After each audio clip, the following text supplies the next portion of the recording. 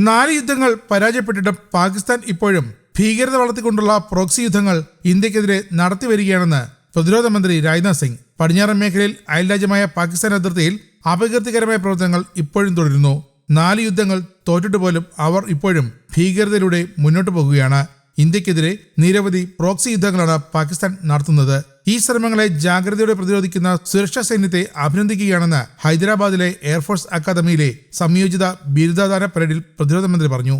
पाकिस्तान से लगती सीमाओं पर आए दिन हमारा पड़ोसी कुछ न कुछ नापाक हरकतें करता रहता है.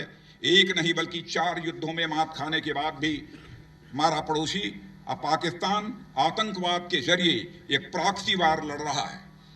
आतंकवाद की चुनौती के खिलाफ हमारी सेना, सुरक्षा बल और पुलिस पूरी मुस्तैदी के साथ मुकाबला कर रहे हैं.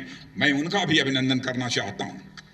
अब तो भारत आतंकवादियों के खिलाफ देश के भीतर ही नहीं बल्कि सीमा पर ही, सीमा पार जाकर भी प्रभावी कार्रवाई कर रहा है. बालाकोट में इंडियन एयरफोर्स ने आतंकवाद के खिलाफ प्रभावी कार्रवाई करके सारी दुनिया को भारतीय सेना की ताकत और आतंक के खिलाफ उसके मजबूत इरादों से परिचित करा दिया है. साथियों, अब युद्ध के तरीके लगातार बदल रहे हैं और हमें उसी के हिसाब से खुद को ढालना आवश्यक होगा. वाकई इन चुनौतियों का दायरा भी बहुत व्यापक हुआ है. 1971 ലോങ്വാല യുദ്ധം മുതൽ അടുത്തിടെ നടന്ന ബാലാകോട്ട് വ്യോമാക്രമണം വരെ ഈ എപ്പിസോഡുകളെല്ലാം രാജ്യചരിത്രത്തിലെ സുവർണ അധ്യായങ്ങളെ പരിഗണിക്കപ്പെടുമെന്നും രാജ്നാഥ് സിംഗ് പറഞ്ഞു. ഇന്ത്യൻ വ്യോമസേനയ്ക്ക് മഹത്തായ ഒരു ചരിത്രമുണ്ട്, അതെന്നും ഓർമ്മിപ്പിക്കപ്പെടും. साथियों, अब आप जिस संगठन के अंग हैं उसका एक गौरवशाली इतिहास रहा है.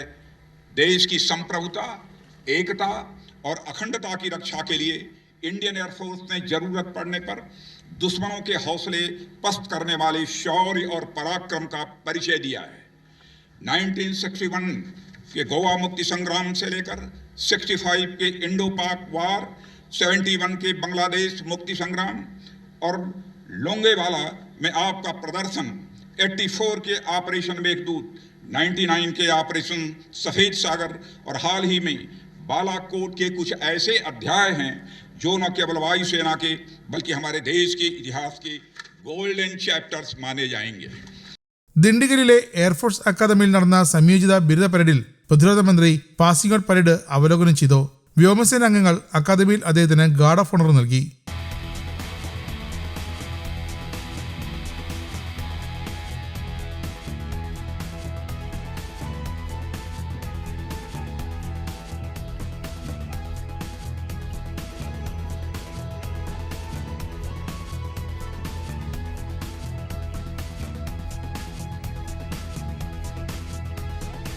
ഇതോടൊപ്പം യുദ്ധവിമാനങ്ങളുടെ ആകാശ പ്രദർശനവും നടന്നു.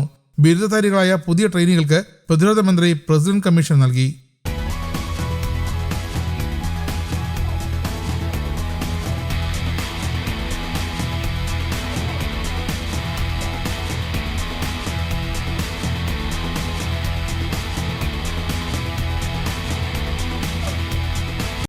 അക്കാദമിയിൽ പറക്കൽ പരിശീലനം വിജയകരമായി പൂർത്തിയാക്കിയതിന് ഇന്ത്യൻ നാവികസേനയിലെ കോസ്റ്റ് ഗാർഡിലെ ഉദ്യോഗസ്ഥർക്കും പ്രതിരോധ മന്ത്രി വിങ്സ് കൈമാറി.